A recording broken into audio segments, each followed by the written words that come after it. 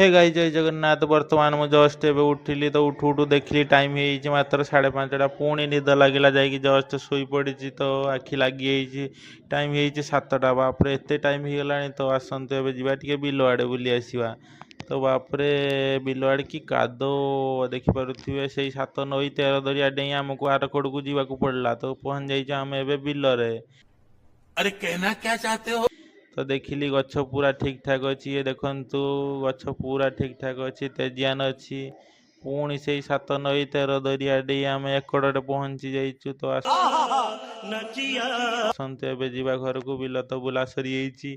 तो ये देखु आम पहुंची जाइचु एबे घरे। जहाँ आउ गोटे टेंशन गला घरे पहुंची गलु। तो घरे पहुंचु पहुंचु पुणी टेंशन बाली चलिया पड़ला। पुणी से 10 हाथर बाहु लगे आम बाली चलिया लगी पड़लु। तो वीडियोटी जदि भल लगे आमर कुनी ब्लॉग को गोटे लाइक शेयर सब्सक्राइब कर